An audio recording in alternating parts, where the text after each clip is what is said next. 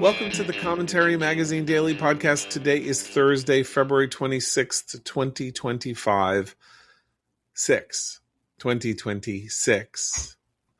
I am John Podhoretz, the editor of Commentary Magazine. With me, as always, executive editor Abe Greenwald. Hi, Abe. Hi, John. Social commentary columnist Christine Rosen. Hi, Christine. Hi, John. And senior editor Seth Mandel. Hi, Seth. Hi, John. And don't worry, everybody else is still writing 2025 on their checks. I mean, that is the funniest thing about life, right? Is that was a joke that everybody got 25 years ago and that none of our children will ever understand.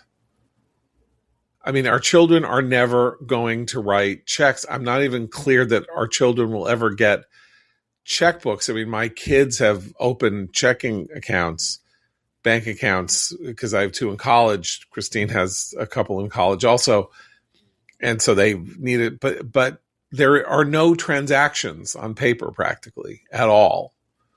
Ask them to address an envelope with a letter. That was actually a fun experience for me a few years ago. I had to teach them how to address a letter properly with the return address, and the stamp goes here. And that was shocking. But does the that's stamp funny still cost 29 cents, Christine? Oh, yeah. Well, I just get I completely fell for the forever stamp scam, and I have like thousands of forever stamps. It's not a scam. It's not a scam. Never send a letter. You did fine. Right, that was a good deal. I do write letters, so I actually use stamps, but everything. I'm surprised at how much is done of adult accounting is done through Venmo today. That's and not only Venmo, but those types of cash apps. How much of that is a contractor is more likely to be is just as likely to be paid by Venmo or Cash App than they are by a check today, which is wild. I knew the world had changed this summer when, walking in Riverside Park in New York, I came upon a vendor selling water. It was like 100 degrees out, and there was this vendor selling water at a stand, and you paid him with Venmo. A street vendor in a New York City park had that little thing you can take a picture of to open up your Venmo and pay them the $2. That's a QR code, John. It's a QR code. A thingy. It's a thingy. It's a virtual thingy. Thank you. Anyway, so that was so that's not even checks, right? That's not even that. That is literally the literal substitution of cash for everything going entirely symbolic. One of my John favorite Mulaney books has a really funny bit about how quickly it changed, though, because he talks about it having changed between the time that he went into rehab and got out of rehab. Because when he went into rehab, if you used Venmo, it wasn't for legitimate enterprises. And he said that when he came out of rehab, it was like, why is everybody on our app? It has been laundered, yes. Exactly. But, we're starting to sound like the Statler and Waldorf podcast.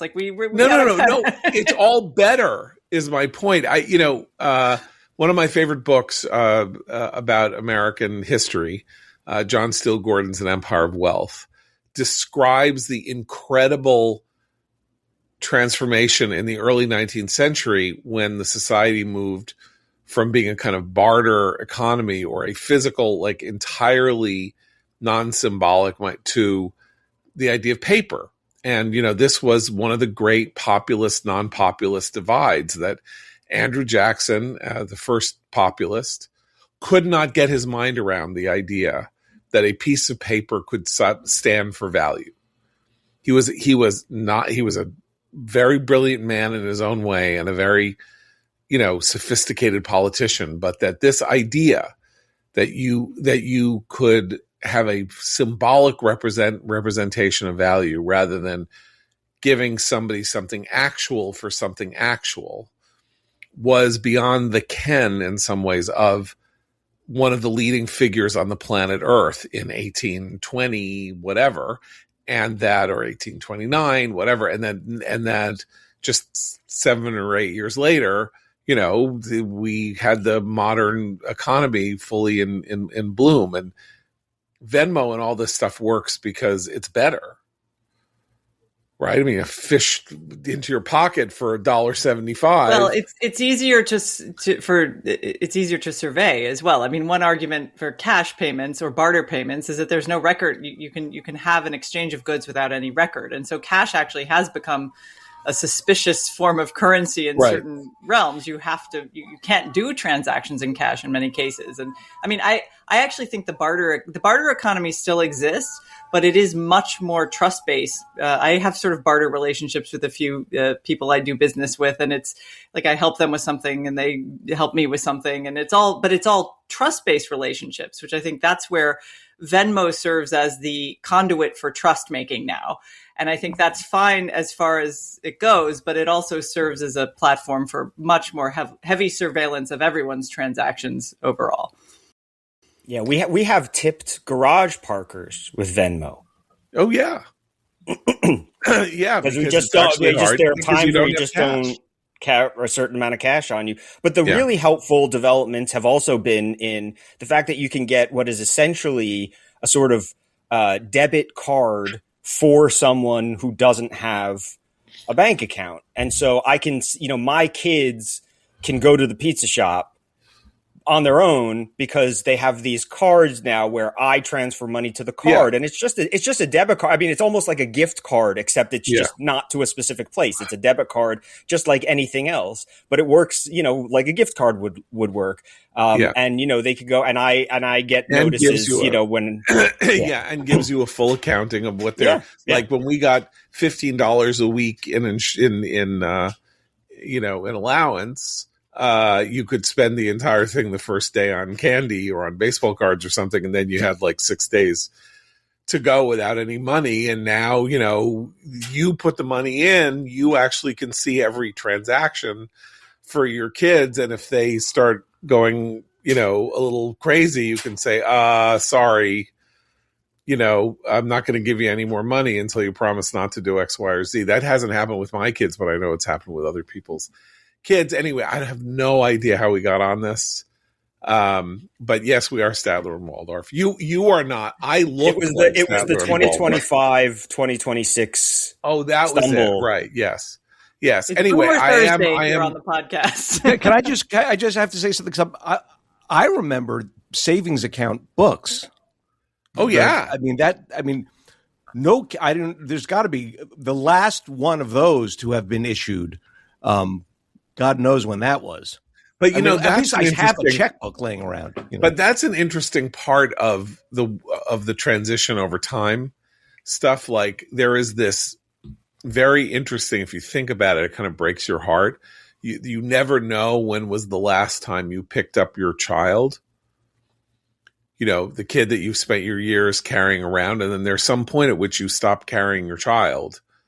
But there's no fixed point in time. It's okay. It's your 8th birthday. I will never carry you again. Or, this is it. Just there's a moment at which you realize you stop picking your kid up and you will never pick your kid up again. And similarly with something like a bank book, like the bank book with the savings account, you went into the bank, you gave them money. They fed the thing into a little machine and, spat out a little line where it added up to, or took out if you took money out of your savings. And then that went away, but God knows, I'm sure you can find it somewhere that some bank stopped issuing. The last bank stopped issuing the. But it is that the ephemerality of the way currency works now, that it is all digital, super convenient, as you say. But I've noticed that financial advisors, people who try to teach people how to teach their children about the value of money, are going old school in some cases. And I actually did this with my kids when they were young, where they have, you give them like envelopes or jars and you actually deal in cash with them. And you're like, okay, if your allowance is say $10 a week, you have some to spend, some to save, and some to give to charity. And you give them these 3 options, and then they divvy it up based on their choices. And they sort of learn what money, because it's tangible. They have like dollar bills in their hands and they have to drop them in the envelope or the jar. And that, if you look at the rising rates of consumer debt, particularly credit card debt in this country, you can track it with the rise of the use of these non-tangible ways of paying. because it doesn't feel real. I mean, I remember I didn't get a credit card until I was a graduate student. I had to borrow some credit to afford the books that I had to buy one semester. And I remember walking around feeling like I'm in debt. I mean, there was probably $300 on that card that I had to carry from 1 month to the next before I could pay it off. But this burdensome feeling of debt and how unreal it felt to slap down that was actually a new experience. And I think I do worry a little bit about younger generations not having that sense of tangible money leaving their body and being given to someone else, never to be returned again, because it's all much more abstracted. There's no question that what you describe, making something tangible, is something that is very helpful to kids, who then can very easily make the leap from the actual to the symbolic or the representational, however you want to describe money that doesn't really have physical form and simply exists in this nether region of transaction.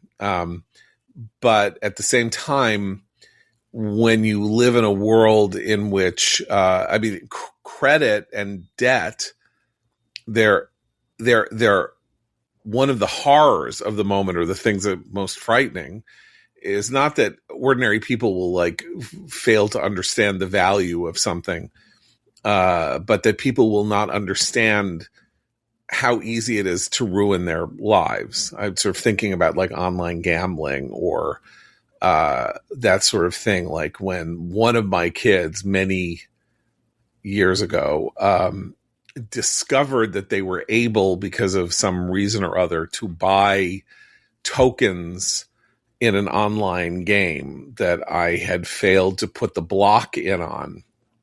And that, one day I get on my credit card a $200 bill for Subway Surfers, $3,000, right?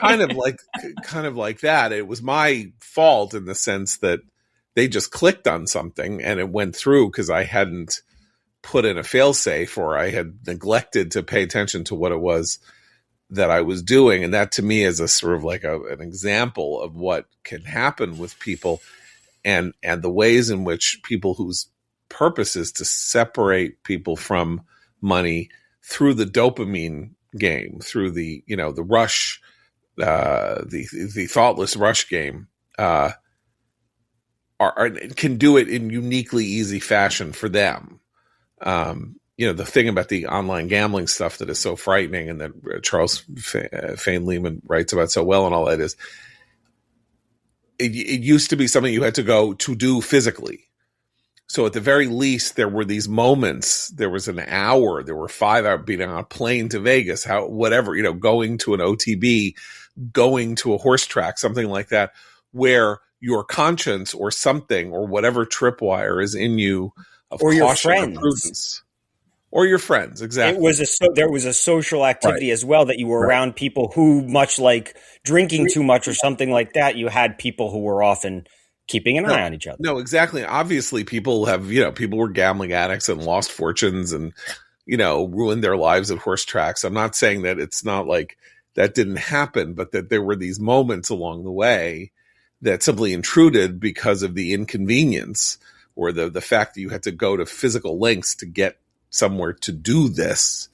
And now you can go on DraftKings and do X and, I'm going to sound like a dark Enlightenment person, which I'm not, but this is the dark side of the extreme knowledge leaps we've made in recent generations about how the brain works and how people respond to incentives.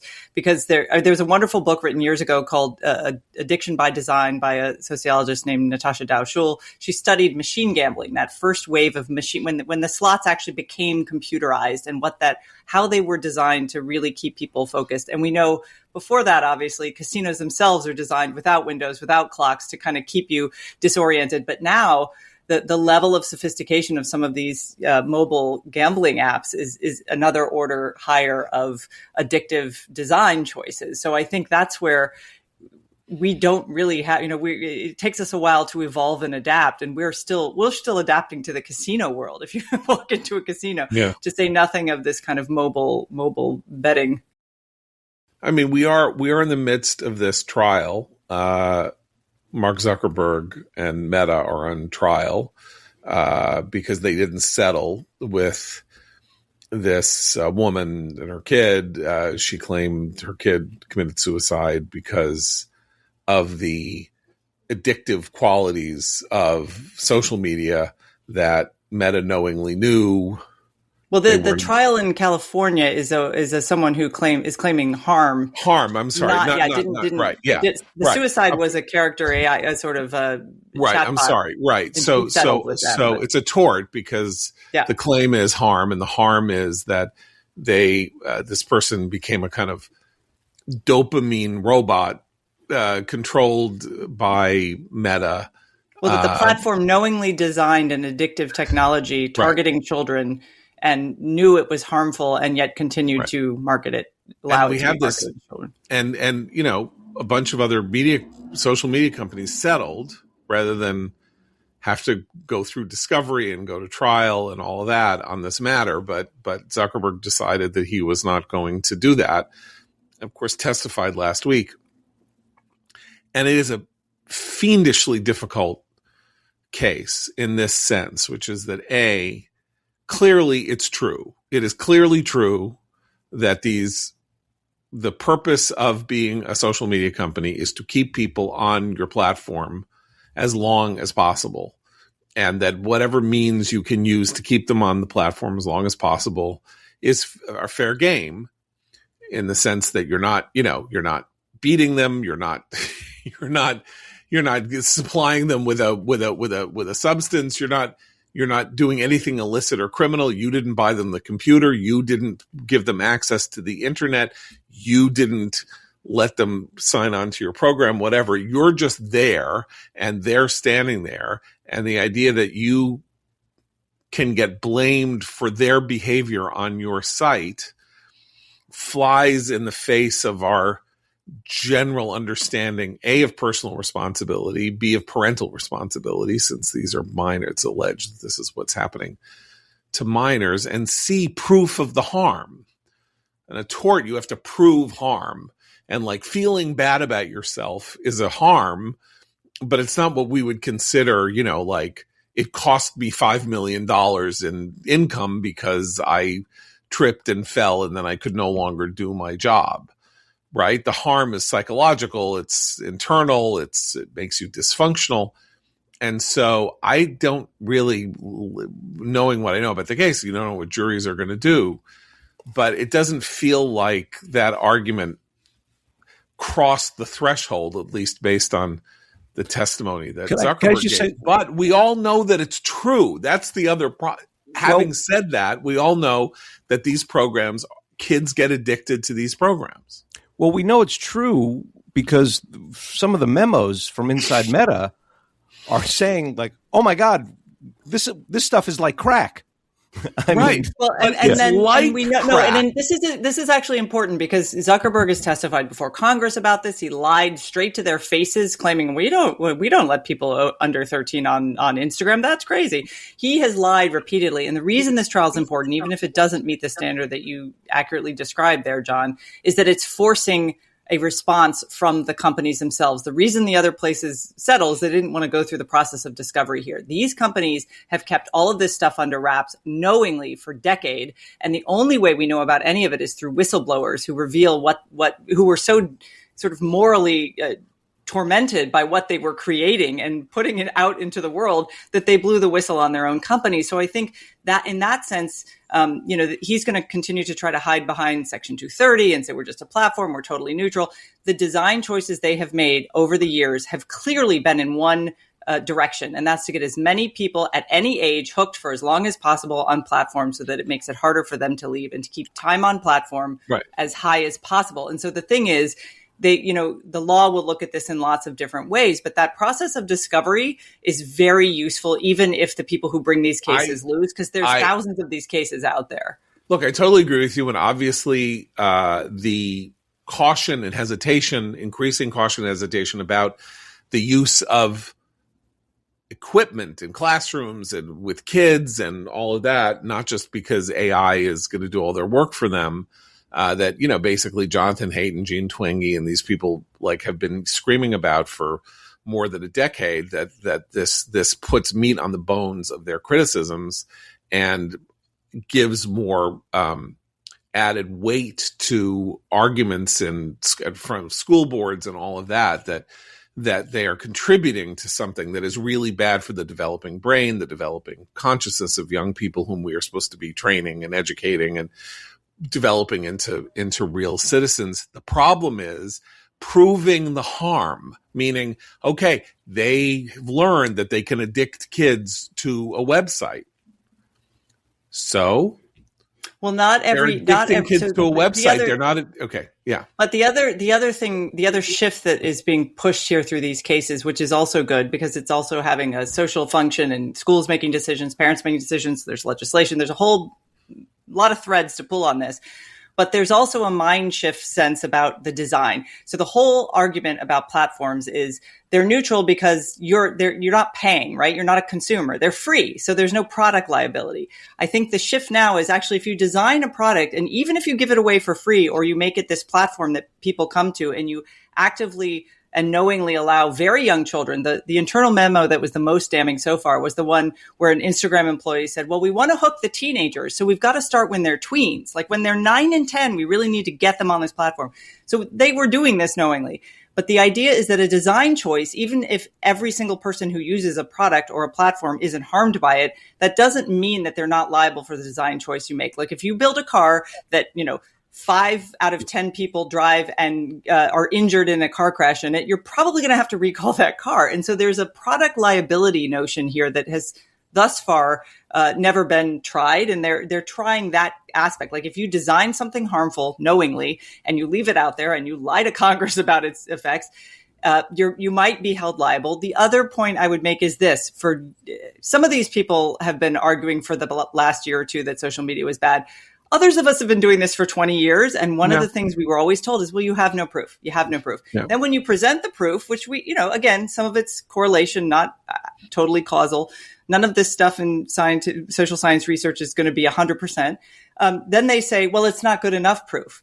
And we see this in all of these realms. So in ed tech, as you brought up earlier, the argument that the big tech companies make is, well, you can't prove it's worse. So we might as well just inundate all the schools with Chromebooks and assume it'll be better. So that argument is also fading. I'm very happy to see that because there's a sensibility and then there's social science evidence. And we have to take all of these into consideration when we're thinking about social harm, not in the law. Look, there are very clear rules in trials, obviously, and they might very well lose this particular case.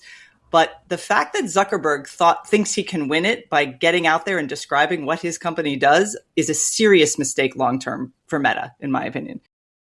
I want to take the opposing view here because, first of all, because we're dealing with minors, obviously the entire structure of understanding of how we talk about this has to be shifted. That this is not product liability in the same way that, you drive a car, you get into a crash, the brakes were faulty because they came from the manufacturer faulty and you're not responsible.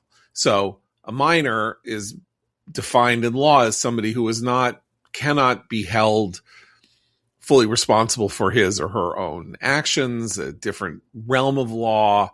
And now we have all these tests of whether or not, if minors cannot be held responsible, can their parents be held responsible, as in the gun case where the father is on trial for, being a participant in this mass shooting because he bought the gun for his kid with foreknowledge that his kid was very troubled and had violent fantasies and stuff like that. We don't know how that's going to come out. But so it's very important that all of this move to minors because that's a different, some way lower evidentiary standard, let's say, or, it's not like, because once you're 18, you are under the law at a self-governing society, you are responsible for your own behavior. If you're going to sit 18 hours a day in front of a computer, that's your fault. You cannot, I understand it's hard and it's dopamine and you're this and you're that and you get addicted to things and it's awful, but you are, if you can vote, if you can pay taxes, if you can serve in the military, if there are all these things that you're allowed to do, including own a gun and stuff like that, you can be expected to control your behavior. or have some form of self-restraint, but that this is not something we expect of young people whose brains are more plastic, all of that stuff, right? So it's important that we're talking here about minors. But what we have is a giant societal issue about the health and well-being of people under the age of 18. Some of this is improved, by the way, since we really started like banging, pulling on the 5-alarm fire, pulling the emergency cords and everything. The suicide rate has gone down. A lot of the sort of the worst pathologies that we saw developing 4 or 5 years ago we're in better shape than we were. Kids are in better shape than they were. But what we're saying is their educations are worse. They're in worse emotional shape than they were before. And here are these data points. And this is where the correlation causation problem comes in, because it is the point of tort law that you cannot use correlation. It's not fair.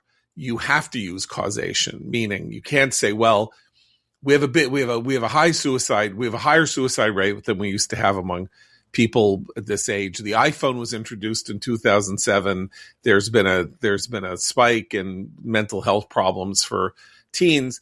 Ergo, the phone caused the spike, and the apps are on the phone, and the addictive behavior that the apps produce makes the phones dangerous, and the people who make the apps, the people who make the phones are all liable.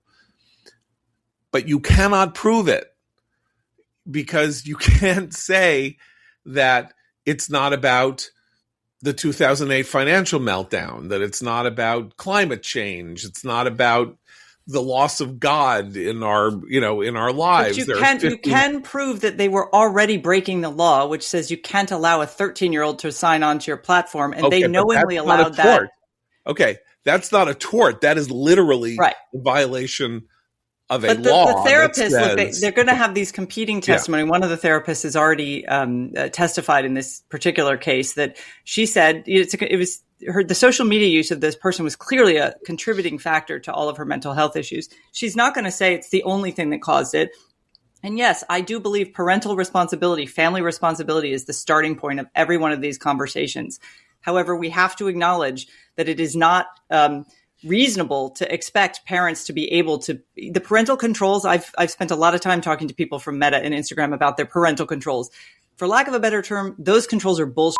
They're just window dressing to get them off the hook and claim they care about children.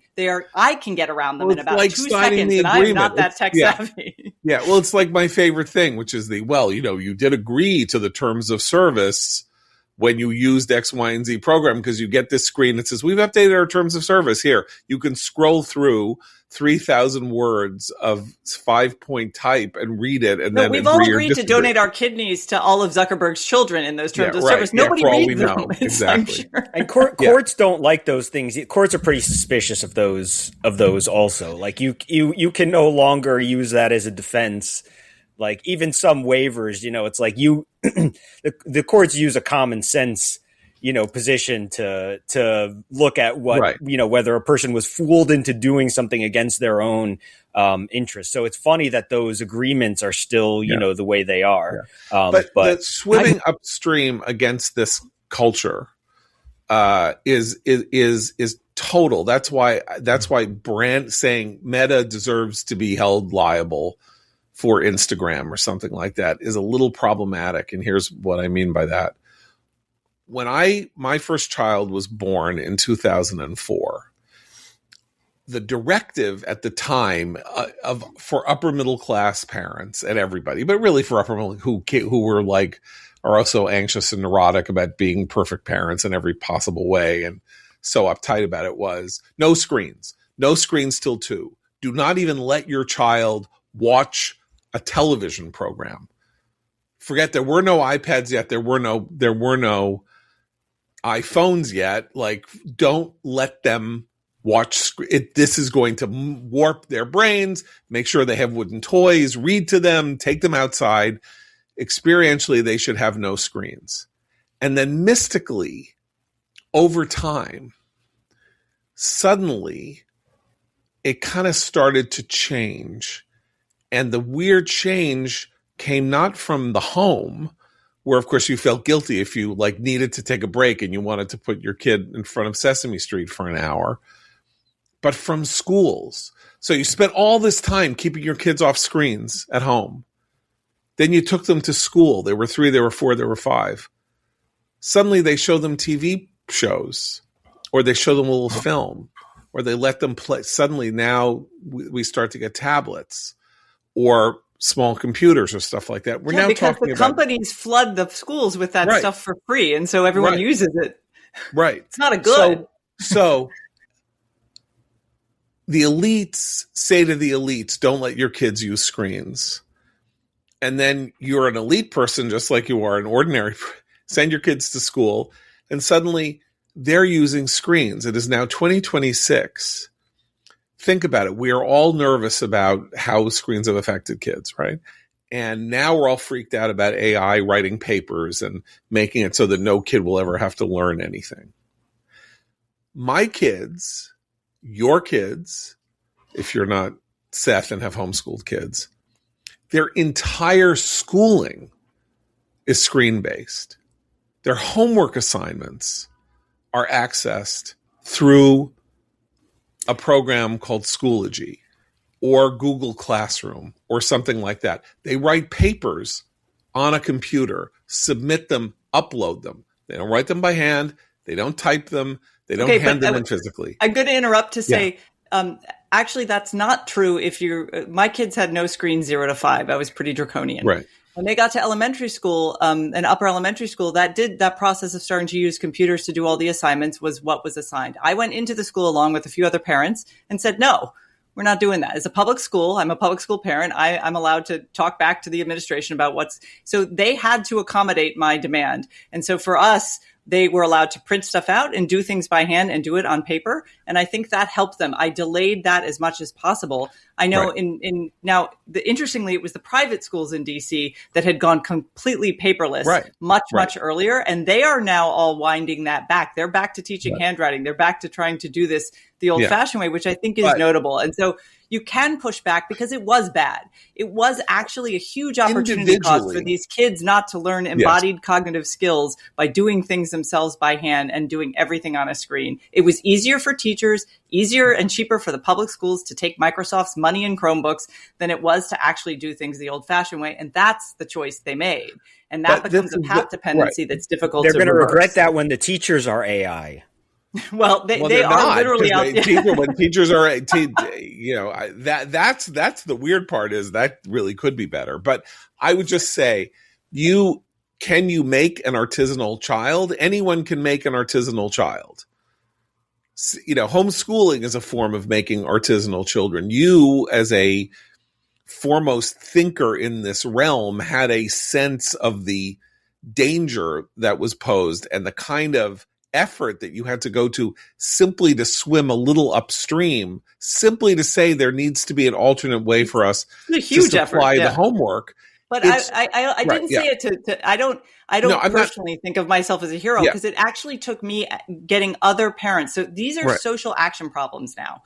So I think what I'm reacting to strongly is this idea when I hear it from my libertarian friends, well, this is just a family problem. The parents should just prevent their kids from using this. At this point, because of its ubiquity, as you say, it's a social act. It's a collective action problem. And there are lots of ways to solve that. Some is through legislation, although I don't think that's the most useful path because I'm a conservative. It's definitely the community and family level and institutional level like schools and civic organizations. But there is this other path, and that's what's being tested in this case. And I think it's important regardless of whether they win or lose it. And that is using the law as a tool to really force companies to some accountability. They have not had that accountability before with regard to children, and it's long overdue. So even if they lose, they've been put on notice, and there are thousands of these cases working their ways through the courts, that they're going to have to do better than what they did before. And that's a victory, even if it's the small one. And even if they lose, even if Meta wins,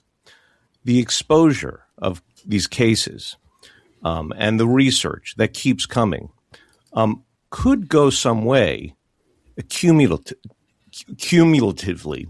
to shifting the consensus in a way that actually changes things. I mean, it could be that 10 years from now, it would be common knowledge that no kid should be anywhere near any of these platforms, right? Right. Here's hoping. Well, we've seen it happen. We've seen it happen in the United States. We went in 3 generations from 60% of people smoking to 15% of people smoking. Now, and the model here obviously is this 17 front war on tobacco. It wasn't just one, it wasn't one lawsuit, where the state attorneys general got together and made the tobacco companies settle with them. It was first the labeling, the surgeon generals were very difficult. Like that was a haul to get to that. And then the studies that proved that it wasn't just correlation, but that smoking caused cancer. Then you start getting into junk sciencey things. But once the door was opened, junk sciencey things like secondhand smoke causing cancer, which I think is not true. I don't believe that it has ever been proved that secondhand smoke causes cancer. I do think you can make the claim that secondhand smoke is disgusting and that therefore people shouldn't have to suffer through it. You don't have the right to poison somebody else's air in pursuit of your own habit that is not even healthy for you. And it was the children in the secondhand smoke children. Yes, that's right. Because it always goes to children. Right. And think of the children. But I mean, the science there is still bad. But because the Overton window had opened, or because no one could know, there was no case to be made that this was any good for anybody. And therefore, the idea of increasing restrictiveness, raising the age at which you could buy cigarettes to the age of 26, which if you think is actually insane, like this is America. Why do you have to be 26 years old to buy a pack of cigarettes? The only way you should really do that is by banning cigarettes. Like, right. I mean, anything that you can't trust to sell to a 25-year-old is something that you're saying should be illegal, right? I mean, like 8 years, 7 years after they go off to war in the U.S. Army, they can't come back. It's comic, and of course there are reasons it happened. My point is, once there is social consensus, and that just doesn't mean just social consensus among people in Cambridge and Berkeley and on the Upper West Side and in Georgetown. Once there is consensus, then all kinds of things that were once unthinkable become thinkable, and that could be your pattern, Abe. But I think you need another element. Like as with cigarettes, I think what turned everyone away is that people became scared out of their wits of the result of smoking. Yeah. It's like, you knew people who died, you knew people who had emphysema, you knew people who had cancer, you saw 9 billion commercials of people with voice boxes and all that.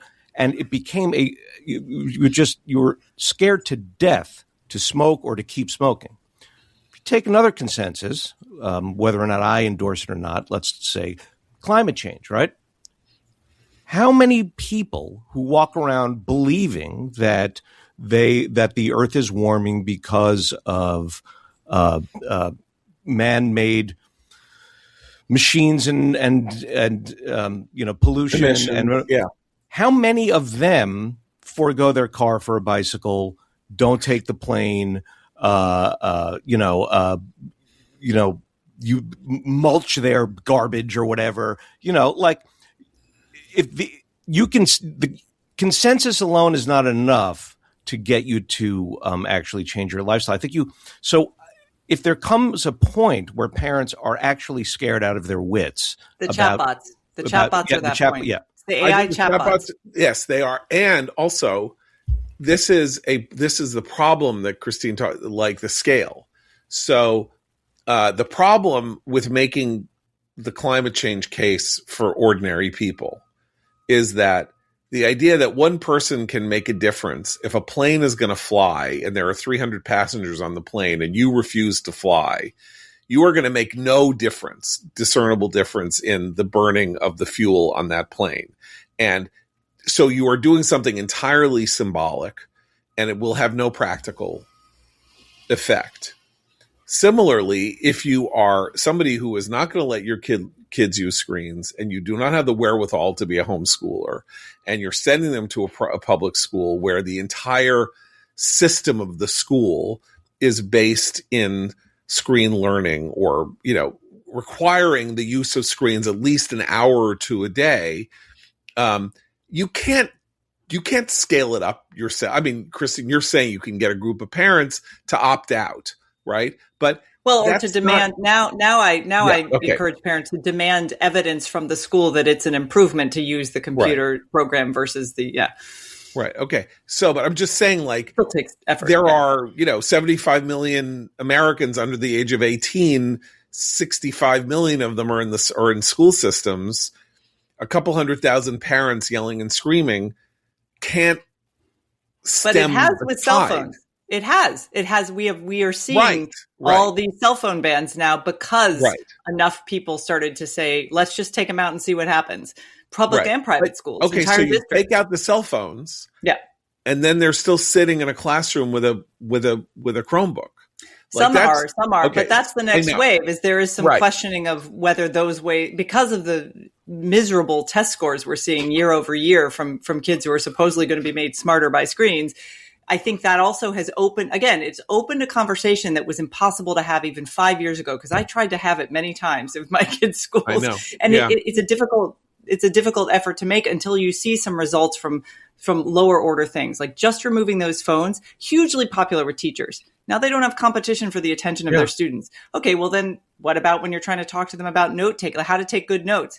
We have evidence it's better to do that by hand than on a screen. So take the books away when you're teaching them about something and make them write by hand. I mean, all these things are small, but there is a cumulative effect, as Abe said. I think I'm really much more optimistic now than I was even a few years ago about some of these cultural shifts happening in my lifetime versus, when we're all being controlled by Hal. So, I mean, there is also this larger question of the cultural shift over the last 2 generations. Americans over time, seriatim, have been impressed by, found role models in, and tried to take all of their wisdom from the leading industrial technologists of whatever moment they were living in, who seemed to have broken the code for how to do things right, how to advance life, how to create greater progress. Like the best-selling American book for a very long time was Andrew Carnegie's How to Make Friends and Influence People, a book that was viewed as it was like the original self-help tome, because he was this, incredibly powerful, successful steel magnate. And he's like, this is how I did it. I, went around being nice to people or whatever. So that, Carnegie. There's one distinction I would say. You say how to make friends. The book is actually how to win friends. Win friends. Is a deliberate word choice on Carnegie's part. It's an interesting history to that, but yeah. So, but my point is, like, you kind of he was kind of worshipped. Edison, Thomas Edison, who was a monster and was a monopolist. I mean, everything we think about Zuckerberg, Edison was in spades. Like, he had goons when he was one of the originators of the sort of motion picture industry. And it was one of those things where he patented film equipment, and like the Edison Film Company hired goons to smash up other people's film equipment and like take them out and stuff like that. Like, but who was a more glorified figure in early 20th century America than Thomas Edison? You move on in time, then people learn things about monopolization and what terrible things Henry Ford did and what terrible things this guy did and what terrible things.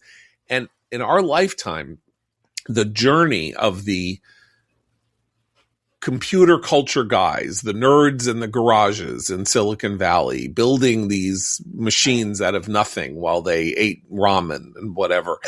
And because they were so fascinated by equipment and having no idea that this was going to turn into everything that it turned into. And the lionization of them, the creation of entire media that were basically built on the celebration of them and learning how to exploit business using their models and all of this. That was the cultural flavor of the 1990s. I mean, who was a more glorified figure in some ways than Steve Jobs? He had his company taken away from him. He took it back and he created these glorious tool. Like if you read Walter Isaacson's book on Steve Jobs, it's like reading Parson Weems. You know, it's a kind of, you know, glorified lionization portrait of, you know, of a great man doing great things with his unique capacities. Now we know he crushed competition. He stole David Galerter's program. See, you know, David Galerter invented the time machine system and Apple just stole it without buying it. He stole things all the time. He was a lunatic who like tried to cure his cancer with insane behavior. He also smelled really bad because he didn't believe in bathing.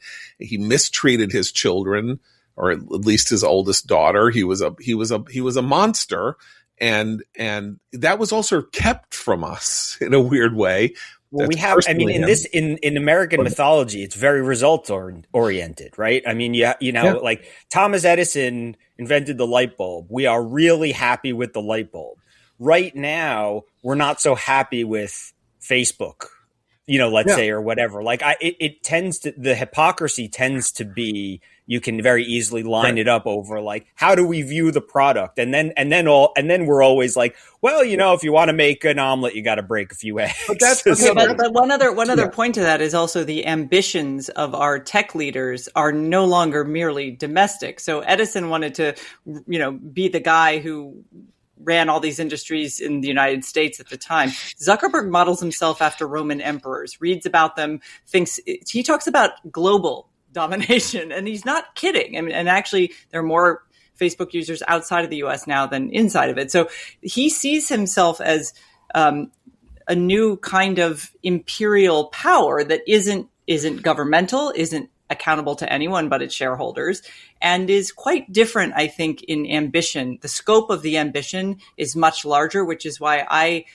mean, I'm a free market person. I'm, you know, a conservative. That's why I think it does occasionally require precision-based efforts to reel that ambition in when it's starting to harm our citizens in our democracy, which it certainly has, but mainly when it harms, you start with the kids. Is it harming kids?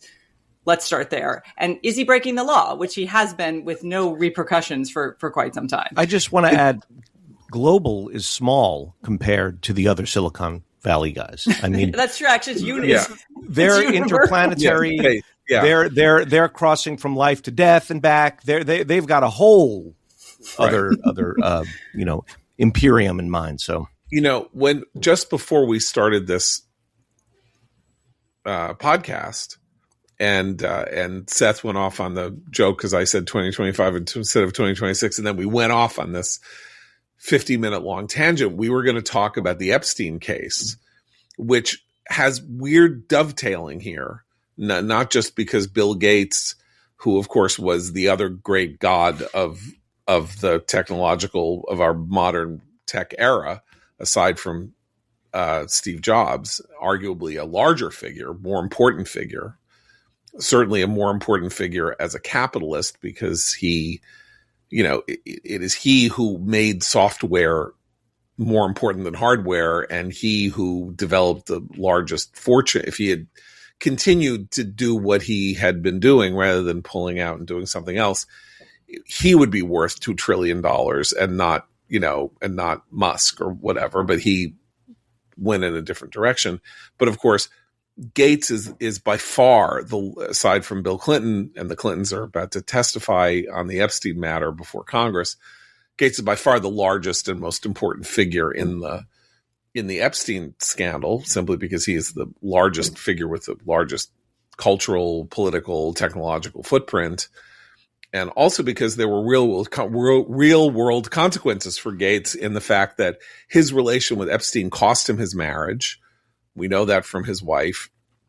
One of the largest divorce settlements in history. We don't even know what it is, but obviously, I'm sure it was whatever it was. She didn't get enough. That's my verdict on that. But we're going to talk about Epstein because I wanted to find that there's a piece that I, of course, have now lost my access to. Bill Gates recently had to face questions from people at his foundation about he had to sort of do a public mea culpa. I think it was earlier this week. So I'll be interested to see what the fallout from that is. So far, he's not faced wild repercussions for the revelations here, but so I was very struck by a blog post or a Substack post by a writer, not a conservative, very heterodox, far leftist named Sam Khan, called The Epstein Class, published last week. And of course, we had this whole conversation about Ro Khanna and others, John Ossoff and others, referring to the Epstein Class, which is an interesting political game because what you can say is it's not really about who did, went to Sex Slave Island or who was in the pedophile ring or who slept with prostitutes or whom he sex trafficked to, but was there basically like a group of people at the highest reaches of American and world society who were communing with this evil figure, and what does that say about the world in which we live? And so Sam Khan, in this post he wrote called The Epstein Class at his Substack, which is samskhan.substack.com, writes this. He says, what comes through as you read about the world that Epstein was traveling in is the almost total absence of any kind of integrity. Many of these people are public servants or in some way custodians of the public trust. And on the evidence of the emails, their attention was entirely on their own mercantile self-interest, which often meant very petty symbols of conspicuous consumption. The Baroque effort of Brad Karp to get himself into Augusta National Golf Club, for instance, with Steve Bannon and Epstein organizing the campaign on his behalf. If we were to use a Rome analogy, what it feels like is the elite swanning around Capri in the age of Tiberius, the parties getting progressively out of hand. And what you want is for everybody to read their Cicero. In this context, the miseducation of Ehud Barak is particularly bracing, with Barak, career soldier and public servant, being, under Epstein's tutelage, put through the paces of the strange new international order, selling surveillance equipment far and wide, and with Barak's reputation helping to bolster the deals. So this idea that the tech culture didn't just come in and make more money than anybody has ever made before in world history, which is true in this whole class of people who make money on a scale that doesn't, you can't even sort of compare it to money that was made on a scale before at any other time, but that they all live together in some kind of odd area in the clouds in which, rather than having some idea, although Gates, of course, pretends to with his foundation, rather than having an idea that they are stewards of the public interest, their desire to fulfill their own sybaritic hungers, like petty hungers, like getting into Augusta where they play the Masters, seems to trump any sense that, oh my God, like God has visited this bounty upon me. I should be doing good for the world. Gates thinks he is. He made the Gates Foundation. They do a lot about malaria, and it's a great thing, obviously, if the numbers are to be believed. I don't know if they're to be believed because he hires the world's best PR people, and they may be making crap up about how helpful they've been on malaria. But, what did he do it for malaria, or is the Gates Foundation a cover for him sleeping with Russian prostitutes gotten for him by by Jeffrey Epstein? And we don't know. There's no good answer to that question. And when you then think these are the people who have taken over our education system, who have paid for the expansion of American higher learning with their unbelievably large grants and donations and gifts, and all the stuff that's going to the schools, and our education is getting worse. Our universities are worse. Our grade schools and elementary schools and secondary schools are all worse. Kids are less educated. Everything is more politicized, and they're just getting richer and richer. This is a non-ideological, non-partisan thing that everybody feels. And as somebody who has no problem with the idea that the rich people who invent things should get as rich as humanly possible, I still do have some feeling in my own heart that they're supposed to be grateful to something for the fact that this happened, and that they are supposed to do good with it. And they pretend to. Effective altruism was a gloss on Sam Bankman-Fried's behavior and all of this, but one does not trust that they have anybody's good wishes at heart. And now AI, the chatbots, all of that. This is where we're going. Not only aren't they doing good, they may be on the verge of destroying the planet with what they've come up with. The class issue. The fact that the word class is being used here is important, I think, because they do plenty of good for their own class and for their own children, who are in many cases never allowed to use these products. But their attitude is that, we're putting out into the world something and you can just decide. So here's an example from the case that we were talking about, where Zuckerberg, when he was on trial, was asked about how Meta allows for the use of these beauty filters, which, if you're familiar with these at all, they can filter you to look perfect. And so when they were assessing the filters for their own use, Meta had an internal review process, and they had all these well-being experts, therapists, psychologists, body image consultants come in and say, these are the filters. What do you think about them? And every single one of their wellness experts said, this raises a lot of concerns about what this might do to a young person's view of themselves and of their own body. Like, this is bad. Like, don't do this. So they did it. They did it anyway. I mean, now, do you think Mark Zuckerberg lets his kids use these? No, of course not. 9-year-old, which is the person in this case, the case in California, was 9 years old when she started using Instagram, and obviously came from a troubled background and probably already had some mental health issues. I get all that. But the point is, this class of people is quite rigorous about policing its own class's health and well-being. It's why a lot of these guys are building their own private city outside of San Francisco. They are really good at that, and about understanding longevity and survival and bunker building and all the stuff we read about in these stories. What they don't escaping the consequences. Exactly. Well, they lack. What they lack is what you're talking about, John, which is an older idea of civic responsibility. Because they also have contempt for how our government works, because it's slow and whatnot. So I wonder where they give their money or how they spend their money. Mark Zuckerberg has bought up half of Hawaii with his money. He does particular initiatives through his wife's foundation. They do a lot of good medical research and spending. So they do certain things, but if you look at how they choose to spend, they're not building Carnegie libraries. They're not doing the kind of sort of mass philanthropy that the old steel and oil tycoons did. And it's notable. I think it's interesting how they choose to target their wealth. Much of Gates's work goes overseas. It doesn't, it's not here. He's spending in Africa. So it's fascinating to contrast those sort of big 19th century tycoons with the ones we have today in the tech world. I think part of the problem here is that when you talk about these tech titans, at the start of when they launched their platforms and products, tech enthusiasm was such that they were treated as if they were doing God's work already. Everyone was so excited that look what they're doing. They're facilitating saving democracy. You'll be able to chat with someone on the other side of the world, and everyone will be connected. This is a great thing.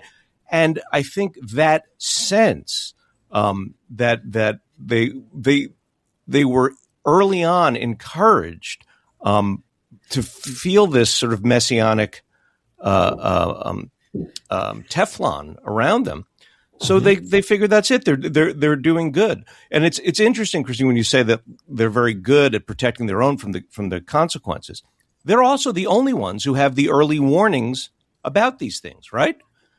A regular mother doesn't have a group of scientists come into their home and say, this filter. Don't let your 10-year-old use this Instagram filter. Right. Yeah. So they just pocket the knowledge, don't let their kids use it, and launch it on the world. Yeah. Right.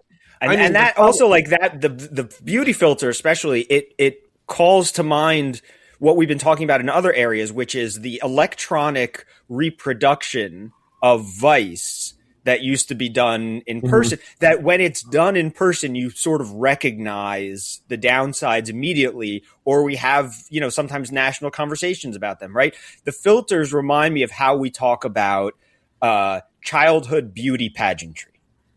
Right. I mean, it's this whole stage parenting thing with child beauty pageants has a certain reputation that it will never escape. And also people have a certain, kind of gut response to seeing, makeup larded all over a 9-year-old's the honey face. Boo Boo effect. Yes. Yeah. The honey boo boo effect, right? All of this. There's nobody watching this is watching it because they're like, this seems like a really great way to live. And I'm not trying to be over judgmental on the people who participated, but just I'm saying society itself seems to have a fairly strong consensus about where this falls on the spectrum of, public good or public no good. And the Instagram filters and the culture that it represents are really just digital reproductions of things that when we see them do it in the real world, when you see 9-year-olds in the real world caking on all their makeup and putting on a dress and twirling around for adults to judge them, then we see them do it on Instagram and you go, well, this is what they're doing, putting on makeup or filters and twirling around for adults to, look at them and that sort of thing. And the dangers of it seem obvious as long as you can see the parallels. And I think it really is there, just like when we talk about, you used to go gambling socially and it was seen, gambling too much was seen as a vice.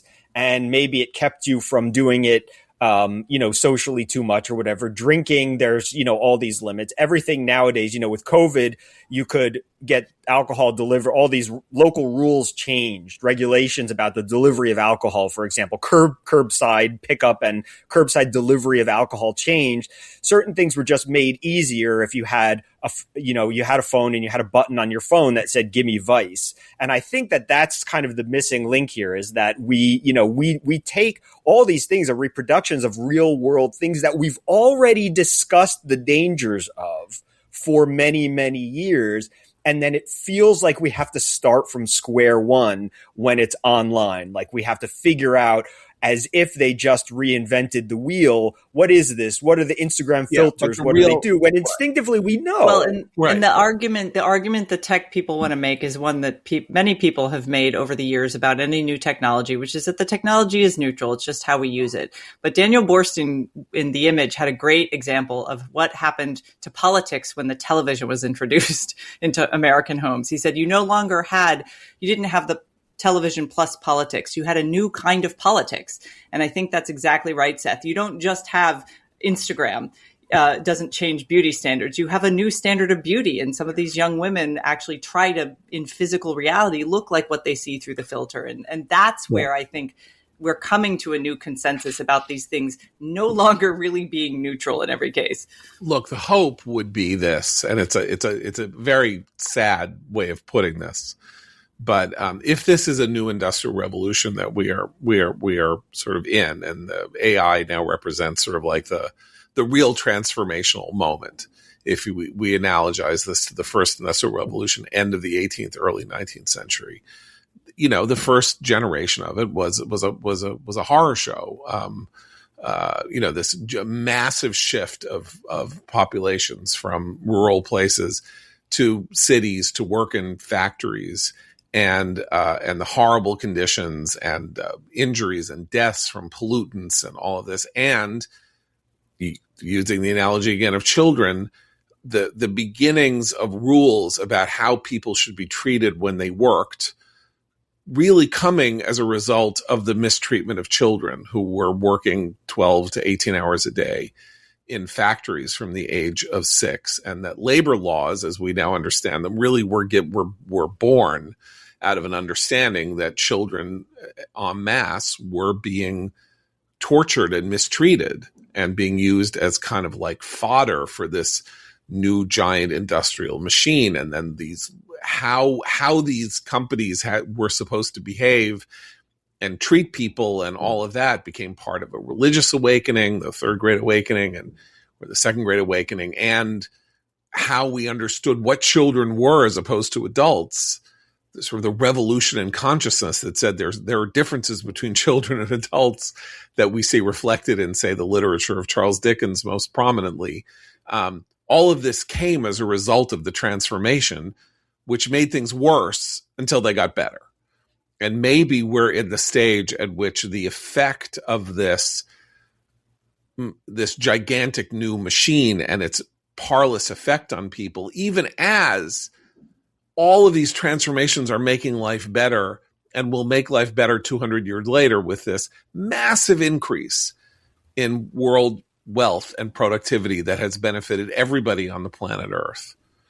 That famous Deidre McCluskey chart that shows that people lived on $3 a day from the time of Christ to the year 1800, and that number never really changed for the massive humanity. And then if you look at the chart, it just shoots up into the stratosphere over the 200 years that followed. So if you're techno-optimistic in that sense, you say, well, we are on the verge or we're in the middle of a transformation that is going to make life immensely better. And that all of this is the fact that we haven't dealt with the horrors of it or aren't dealing with it adequately. And that in the past, that has happened. We have a history of it happening, of us taking in what's gone wrong and starting to fix it. And maybe optimistically, we're seeing the beginnings of that and what Christine has been talking about. But I would say that's true for the information revolution. The comparing it to the Industrial Revolution is fine when you're talking about these platforms and sort of late 20th, early 21st century. I would argue that with AI, it's actually a Copernican level revolution because it forces us to suddenly not be at humans no longer to be at the center of a lot of the important conversations about purpose and meaning. And so, when the Earth was no longer the thing everyone orbited around, and when humans are no longer making the majority of decisions, and we have to then question again, what is our place here? Where do we fit? What is it? It's a larger shift that I think that's why I care so deeply about getting it right and fixing the problems that this most recent revolution created. Because if we don't get that right, there's really no hope for us getting this next, massive shift correct, because there are plenty of people who would love to replace humans with machines, machine intelligence. And as Abe said earlier, they have all kinds of schemes about colonizing space and uploading their consciousness. And who knows whether that's technically possible, but that's what they see as an improvement. That's their optimistic future. And I think there are a lot of regular people, and I assume I can count all you guys in on this too, who are like, actually, no, being human is a good thing, and augmenting our humanity in some ways might might usher in human flourishing. And so I think that's why I care a lot about getting it right on the first level of this new revolution, because there's a bigger one we're already in the early stages of that's going to be here, at least in our lifetimes. I want to make a recommendation before we go. A writer whom I have recommended before, a writer who I always have to point out was a college discovery of Commentary Magazine, Allegra Goodman, who has been, basically one of America's foremost writers of fiction now, going on 4 decades, and was pulled off the slush pile by my predecessor editor, Neil Kozodoy. Anyway, she has her latest book, which is a linked collection of short stories, which is called This Is Not About Us. There are 15 or 16 stories, all centering on a family with three elderly sisters, begins with the decline and death of one of the elderly sisters and a breach that happens between the two surviving sisters at the Shiva, and what happens to their children, their grandchildren, the spouses of their children and grandchildren. And it is spectacular. I don't know another word for it. I had recommended a couple of years ago this very unusual novel she wrote, Sam, which was about the life and times of a little girl from a broken family who discovers purpose in bouldering and finds her way out of dysfunction and poverty and sort of ruinous family problems through her own commitment to physical activity and then to discovering herself as a naturalist. This book came out of nowhere because, generally speaking, Allegra Goodman's earlier work is very intellectual about like academic families, Jewish academic families, and religious Jews, and all kinds of permutations therein. This is simply a collection of stories about an upper middle class family and their anxieties and their woes and their small problems and their general efforts to cope with simply being alive. And it is a beautiful, gorgeous book, and I can't recommend it highly enough. So again, it's wonderful. And the opening section, by the way, John, that you mentioned about the opening chapter, because it is the death of a sort of one of the three matriarchs or whatever you want to call it, just so people know, it is one of the funniest book chapters or short stories you will read, maybe in your lifetime. Yeah. It is Allegra Goodman has a very brilliant light touch with humor that can put you in the room and make you feel like you're overhearing things that some people are saying and that other characters can't hear. And it makes you feel like you're in on the joke. And I laughed so hard, and I feel weird saying this, but I laughed so hard during the death chapter. Yes. Well, so it's funny. It begins with a death chapter and it ends with a life chapter. Let's say it ends with the birth of a baby and the goings on around the birth of another child in this family, and the anxieties, the just overwhelming anxieties of this child's grandmother about the birth, about what's going to happen at the bris. Is there going to be enough food? There's going to be a snowstorm. And while that sounds anxiety provoking, it also is hilariously funny in its depiction, large-hearted depiction of these kinds of family dynamics that are both real and awful, and yet everybody is just trying to do their best. There's even a chapter in the middle of this book, largely written from the perspective of a dog named Sheba, that is itself is a remarkable feat of writerly imagination. So that is, this is not about us, by Allegra Goodman.